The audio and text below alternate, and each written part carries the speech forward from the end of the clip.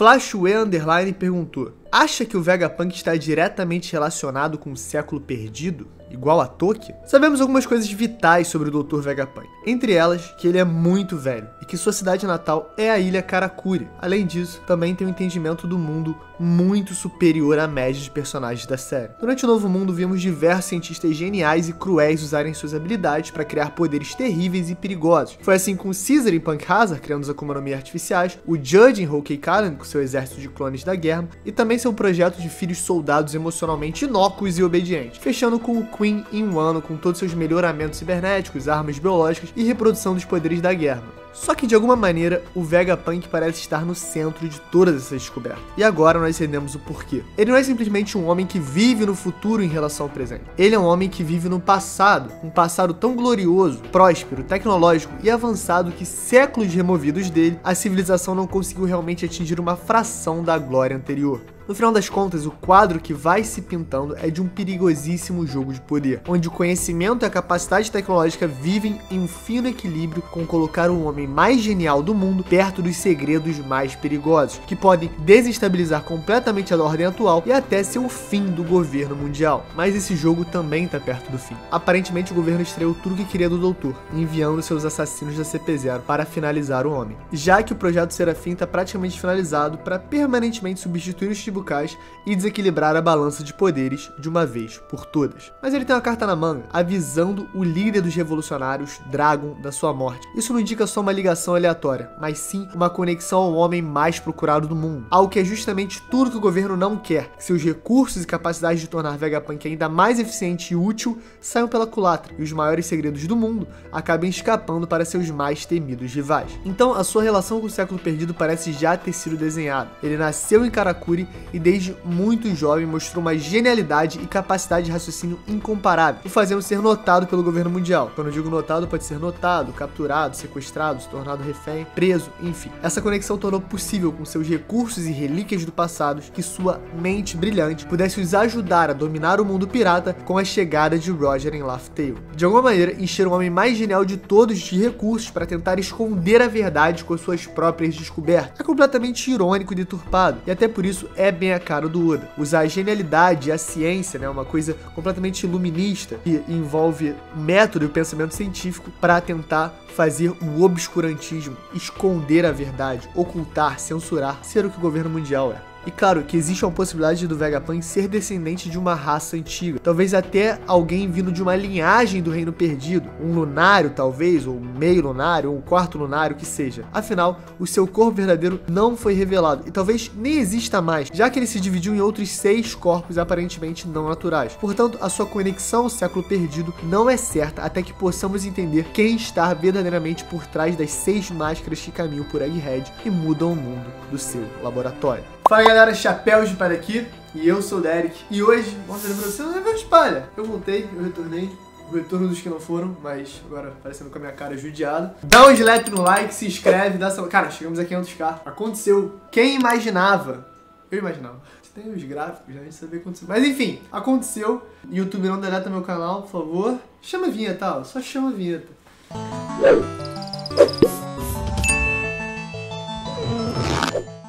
Samu Underline Monteiro perguntou: vocês acham que o Luffy ainda terá alguma espada que irá utilizar até o fim da obra? Irmão, não.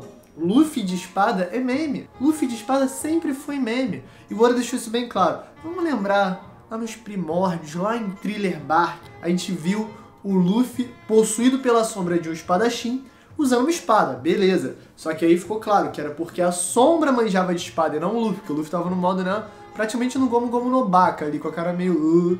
Mas enfim, pum, usou a espada. Nightmare Luffy, que também tinha todas as sombras de Thriller Bark, todas as habilidades, também conseguiu usar uma espada. Agora, vamos pra Wano, a terra da espada, a terra do samurai, a terra da katana. Lá em Wano, o Luffy pega uma espada e dá um soco na cara do maluco. Que nem um idiota, porque o Luffy é um idiota, ele não sabe usar a espada.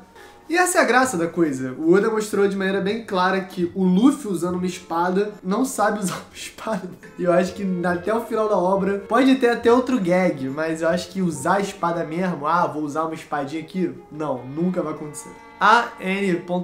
Davido? Caribou, filho de Shebeck. Cara, tá forte hoje a seleção. Cara, Caribou, filho de Shebeck, confirmado, né? Os dois têm o cabelo lá... Não, o cabelo não parece. Os dois têm o olho de Insama. Apesar de a gente não viu o olho do Shebeck. Sim, confirmado, irmão. Pode confirmar que o Caribou é filho do Shebeck, sim. Por quê? Porque foda-se. Não, calma, vamos falar sério. Vamos devagar. Não. Vi_Bueno perguntou: Sanji versus Katakuri, quem ganha? Finalmente, Mabu. Vamos lá. Sanji versus Katakuri. A gente tem alguns fatores sem decisão ainda pra saber quem é que de fato ganharia. Pra mim, o maior fator é o haki da observação do Sanji. Porque no estado atual, o haki da observação do Katakuri é tão avançado, tão superior, que seria uma luta muito difícil pro Sanji. Mas a gente lembra que em Whole Cake Island, o próprio Sanji desviou de uma jujuba do Katakuri, porque ele tem essa acuidade com o haki da observação que os outros chapéus de palha não têm, fora o Luffy, claro. Então, eu consigo imaginar um mundo em que, nesse combate, o Katakuri vai desenvolvendo o haki da observação do Sanji do mesmo jeito que ele desenvolveu o haki da observação do Luffy. E aí você vai vendo os dois progredindo, até o momento que o Sanji consegue se equiparar ao Katakuri no combate. Fora que é um combate extremamente físico, mas aí tem os diferenciais do Katakuri que a gente não pode esquecer. O cara tem a Akuma no Mi despertada. Isso faz um todo diferencial, né? Porque ele pode summonar mote de tudo quanto é canto do chão, do teto, e pode lombrar o Sanji com essa habilidade. Ele também tem o haki do armamento muito forte. A gente viu o Luffy, pós-time skip, Snake Man, etc., batendo, dando clash de haki do armamento e muitas vezes sentindo dor, porque o haki do armamento do Katakuri é de um nível ainda mais poderoso, ainda mais estabelecido. Só que qual é o fator desconhecido do Sanji que também pode jogar em volta do nosso cozinheiro? Ele tem as habilidades de Germa, ainda não completamente despertadas, ainda não dominou, não masterizou. A gente nem sabe se ele quer de fato, mas em um ano, na luta contra o Queen, confirmou que no mínimo ele tem o exoesqueleto. Eu acho que ele tem invisibilidade inata sim, apesar de que eu lembro que teve muita discussão na época que ele tava só se movendo de maneira muito rápida, mas eu acho que pra mim aquilo é invisibilidade. Até pela dica do Stealth Black, né, que ele seria o Stealth Black da Germa, né, o Stealth de ficar invisível, eu acho que essa habilidade acabou sendo inata no Sanji. Agora não precisa da Raid Suit pra fazer, acho que ele consegue ficar invisível. Só que acho que ele nem tá ligado direito nisso. Ou talvez seja só velocidade mesmo e eu esteja falando um monte de bobagem, mas minha impressão na época e minha impressão que ficou mesmo. Enfim, vou dar meu veredito. Agora, no vácuo, o Katakuri é o mais preparado, é o mais poderoso, é o que tem mais armas no seu arsenal. Agora, numa luta, no mangá, com o Sanji podendo evoluir durante o combate, tendo toda aquela questão emocional, a questão narrativa, o roteiro por trás, eu vejo o Sanji sim superando o Katakuri, porque o cara vai ser um dos comandantes de Yonkou melhor, né? Vai ser um dos comandantes do Rei dos Piratas. Então ele vai estar no mais alto patamar e o Katakuri não vai ser um teto insuperável pro Sanji de maneira alguma. Edu Rocha.end. Quem tem mais potencial de revolução? Rei dos Piratas, Exército Revolucionário ou Vegapunk? Tá, vamos caso a caso. Vegapunk não tem potencial nenhum de revolução, porque o cara é meio que complacente com o governo mundial. A gente sabe que ele tem esse desejo de ajudar as pessoas, ele tem esse desejo de um mundo melhor, porque em Karakuri ele foi super bem falado durante o time skip do Frank, e também teve aquela questão dele querer salvar a galera dessa ilha de inverno tenebrosa, ele queria mudar o clima. O que ele conseguiu em Egghead, né, que apesar de ser uma ilha de inverno, tem um clima tropical. Então dá pra ver essa bondade no Vegapunk. A gente também tem essa conexão misteriosa com o Drago, que a gente não entendeu muito bem. Agora, ele é um revolucionário? Não acredito que seja, porque ele já deu várias armas que mudaram o mundo pra pior na mão do governo mundial. Eu não preciso nem falar dos serafins, a gente tem que falar dos pacifistas, a gente tem que falar de coisas até mais básicas, como a Kairosek no casco dos navios da marinha, que permite que eles naveguem pelo Calm Belt sem problema. Esses avanços tecnológicos do governo mundial também são avanços da opressão, avanços do maior vilão do mangá, que é o Gorosei e o Insama. Então eu acredito que o Vegapunk não é um revolucionário de maneira alguma, mas que ele tá lá para obter os recursos e aplicar eles. Só que ele tem alguma conexão sim com os revolucionários, não só pelo penúltimo capítulo, que ele fala pro Drago que vai morrer, mas também pelo que ele fez pelo Kuma ali, né, de botar as ordens, né, a gente sabe que o Kuma era um revolucionário, tem uma conexão aí sim. Agora, para ter uma revolução tem que ter o povo, né, se for top-down é só um golpe de estado. Eu acredito que o Vegapunk não é uma liderança carismática capaz de revolução, então não. Rei dos Piratas, cara, teria todo o potencial, a gente sabe como o Roger era amado por todos, porque ele era o rei dos... Quer dizer, desculpa, não por todos, né? Muitos achavam ele um vilão terrível, porque o governo mundial fazia muito bem essa propaganda. E, de fato, o Roger tem suas questões aí, né? O bando do Scourge, do Capitão Scourge, do Turbilhão da Aranha, sabe muito bem. Mas fora essas questões de ser pirata, eu acho que tá intrínseco aí, ser pirata. Cara, o pirata não quer salvar todo mundo e fazer uma revolução, liderar o povo e salvar a opressão. O pirata, ele quer os seus sonhos, os seus objetivos, não é exatamente uma função altruísta na obra. Eu acho que essa que é a graça. O rei dos piratas é o homem mais livre do mundo, porque ele é o mais livre. Se ele é o mais livre, as pessoas são um pouco menos livres ao seu redor. Essa é a realidade. Porque se todo mundo for mais livre, tu não é mais o mais livre. Você é livre e pronto. Então eu acho que o rei dos piratas tem potencial, mas eu acho que não quer, porque a função não pede. A função não pede assim, ah, meu Deus, vamos ser os piratas, vamos salvar geral. A função pede que tu seja o rei dos piratas, bote a coroa e faça o que tu quiser. Eu acho que essa que é a graça da coisa. Por mais que, óbvio, o Luffy deve ter um sonho bondoso, e o Roger também provavelmente um sonho bondoso que não bateu certo na timeline lá, mas acredito que ser rei dos piratas anda lado a lado com a revolução, mas não da maneira que a gente pensa, né? Não da maneira de liderança e tal, acho que mais de uma maneira de desmantelar o governo mundial, de desmantelar o sistema de opressão, e aí que abre a possibilidade. Pra quem? Pros revolucionários, porque, caraca, quem tem maior potencial de revolução? Os revolucionários. Você sabia, você que fez essa pergunta, você sabia que são os revolucionários, porque eles são os revolucionários, eles estão fazendo vários golpes, estão comprando e vendendo armas, estão armando a população que está querendo se rebelar contra o sistema tirânico. E é por isso que eles são os revolucionários, a Belobete, com a sua fruta, que é quase a fruta da revolução, né? Que é a fruta de pilhar a galera pra fazer pra fogo nas pontes. E, enfim, eu acredito que os revolucionários de fato sejam a galera que tá pronta pra revolução. Essa pergunta foi meio assim, mas deu pra dar uma conversada, né?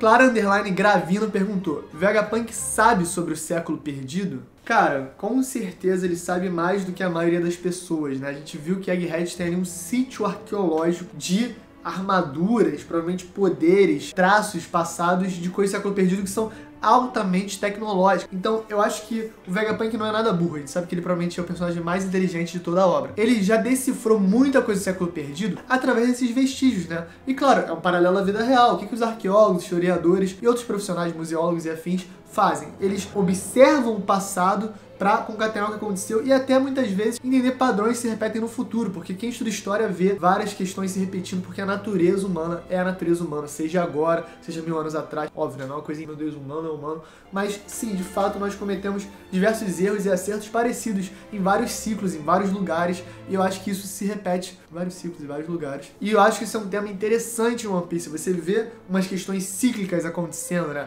Calgara e Norland, por exemplo, a gente vê um futuro, a gente vê propósito herdado, vontade herdada. Eu acho que o Oda vai bater bastante nessa tecla e usar o sítio do Vegapunk ali em Egghead como um lugar arqueológico que ele observa o passado para chegar ao futuro. Cara, isso é uma sacada genial, temática, que certamente o Oda tá ligado. Então, o Vegapunk, sim, sabe muito sobre o século perdido. Eu não sei se ele conseguiu construir a história toda e descobrir tudo o que aconteceu no passado, mas ele sabe bastante. Só que ele continua ali fechado com o governo mundial até certo ponto, né? Ele entregou os serafins agora e aparentemente a sua validade com o governo mundial acabou. Então vamos ver o que acontece. Patrick Underline Santos 2. Depois da revelação do último capítulo, agora dá pra ter certeza que as frutas são totalmente tecnológicas? Patricão, na moralzinha, pô, tô fechado contigo. São sim totalmente tecnológicas. Eu acho que um fator bem interessante para observar isso é como o governo mundial provavelmente fez essa lavagem e chamou de frutas do diabo. Uma coisa meio mágica, meio maligna, que não quer que o povo, né, que as pessoas entendam a realidade. Provavelmente as Akuma no Mi não são frutas do diabo, são coisas tecnológicas que tem essa questão do fator de linhagem, que o Vegapunk provavelmente entende muito melhor do que os outros personagens de One Piece, que tinha várias utilidades. E a gente já tá vendo isso acontecer de maneira mais básica, mais simples, que provavelmente era o jeito que acontecia no Reino Antigo. Pensa comigo, por que existe a fruta da jaqueta? Se todas as frutas são só pra cair na porrada, isso é coisa do demônio, são poderes isolados, compartimentalizados para atividades, entendeu? A fruta no último capítulo deu pra ver que a Suisuinomia, não sei. Deu pra ver que a fruta do Mr. Pink, né, a fruta que te permite nadar em objetos sólidos, foi usada para fazer uma porta que é atravessável. Isso é uma maneira de pegar uma Akuma no Mi e usar tecnologicamente para melhorar a vida das pessoas, né, tornar um lugar mais seguro, tornar um lugar mais acessível. É uma habilidade que é usada de maneira tecnológica pro bem do povo. Eu acho que essa era a parada do Reino Antigo, um reino super tecnológico que usava as Akuma no Mi, usava os poderes, usava as habilidades para que a civilização florescesse, prosperasse. Isso faz todo sentido. Agora, quando o governo mundial assume, ele não quer que retorne a essa época, não quer um retorno, quer obscurantismo. E como é que você faz o obscurantismo? Cara, taca ali misticismo, taca ali medo, é o diabo, é o demônio, são frutos, Akuma no Mi, coisa do demônio. Não mexe com isso, não pesquisa isso, não vá atrás disso, isso é um mito, isso nem existe. Muitas pessoas acham que nem existe, entendeu? Então acho que com a temática de One Piece, de censura, de controle, o status quo faz todo sentido. Mats.nvk. Por que o Tite convocou o Dani Alves pra Copa? Não tem nada a ver com One Piece, mas quero saber a opinião de vocês. Ah, cara, vamos falar um pouquinho de futebol. É pra tocar pandeiro, pô. É um cara de grupo, é um cara que vai estar lá, um cara experiente, já foi várias Copas, é o maior campeão profissional brasileiro de todos. E o Tite confia muito nele, então eu acho que é uma questão ali de grupo. Só que eu acho que é uma pachecagem, né? Como diria o Mauro César. Eu acho uma pachecagem, isso é uma viagem, uma coisa de maluco ficar trazendo um lugar que é seleto pra caramba. Tipo assim, pensa em quantos brasileiros querem essa vaga, quantos são capacitados, quantos podem, quantos estão treinando, dando a vida em alto nível. Não que o Daniel Alves não esteja, mas que estão no nível acima do Daniel Alves, que teve uma temporada patética no Pumas. E não vão ter essa vaga porque não tem essa coisa do grupo e tal. Enfim, chama o Daniel Alves para a comissão técnica, leva ele por fora. Agora, usar uma vaga, eu sou contra, mas o Brasil sempre teve essas paradas, não é a primeira vez que acontece, não vai ser a última. Eu queria que fosse a última, mas não vai ser. E espero que o Daniel Alves possa contribuir. Eu acho que tecnicamente ele ainda tá abaixo, fisicamente provavelmente tá abaixo também, mas o cara esteja bem, ele tá bem velho.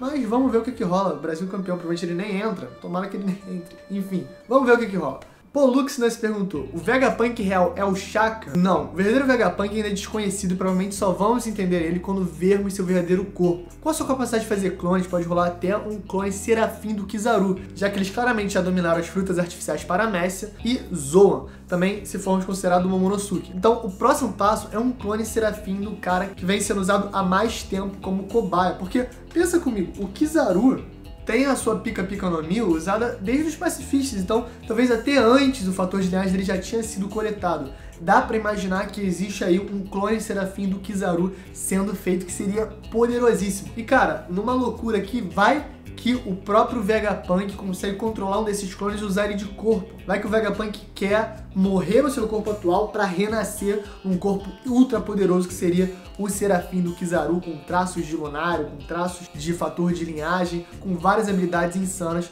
Eu acho que isso até é bem possível. Tira, bem possível, forcei, mas acho que não é completamente, é um pouco viagem. Mas enfim, galera, esse foi o Pode Para. Espero que vocês tenham curtido, deixa o like, se inscreve. Muito obrigado por 500 mil inscritos, vocês são brabos, é sempre muito bom falar de One Piece. Eu tenho feito vídeo de Chainsaw Man também, então se puder dar uma checadinha, o anime é tão absurdo, você não vai se arrepender. Estamos no episódio 5 e tá lendário. Então, galera, é isso, deixa o like, se inscreve e valeu!